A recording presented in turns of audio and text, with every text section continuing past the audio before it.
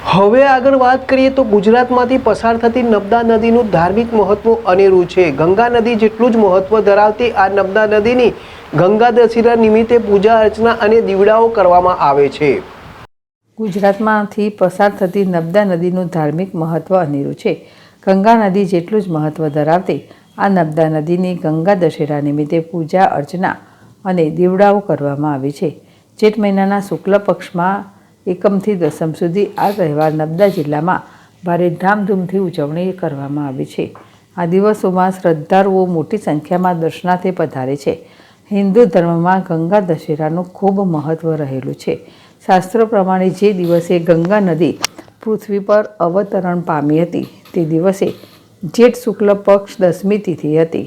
આ કારણે દર વર્ષે જેઠ મહિનાની શુક્લ પક્ષની દસમી તિથિએ ગંગા દશેરાનું પર્વ મનાવવામાં આવે છે। માન્યતા છે કે આ દિવસે નર્મદાજીમાં સ્નાન કરવાથી ગંગાજીમાં સ્નાન કર્યાનું પુણ્ય મળે છે। અમરકંટકથી નીકળતી નર્મદાનું પણ ગંગા જેટલું જ મહત્વ છે। તેના કારણે ગંગા દશેરાના દિવસો દરમિયાન નર્મદા મૈયાનો તહેવાર માનવામાં આવે છે। ચાલુ વર્ષે આ પર્વે 26 મેથી 5 જૂન સુધી ગંગા દશેરાનું પર્વ મનાવવામાં આવી રહ્યું છે। નર્મદા જિલ્લાના પોઈચા ગામ નજીક નર્મદાજીમાં ત્રિવેણી સંગમ થાય છે। અમરકંટકથી ઉત્તરમાં વહેતી ઉત્તર વાહિની નદીનું મહત્વ અનન્ય છે।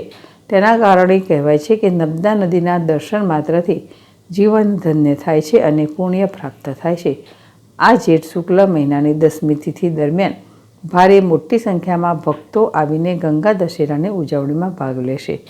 નર્મદા મૈયાને ચુંદડી ચઢાવી છે તેમજ તેની ભવ્ય આરતી પણ કરવામાં આવતી હોય છે। ફળો તેમજ ચણાની પ્રસાદ આપવામાં આવે છે।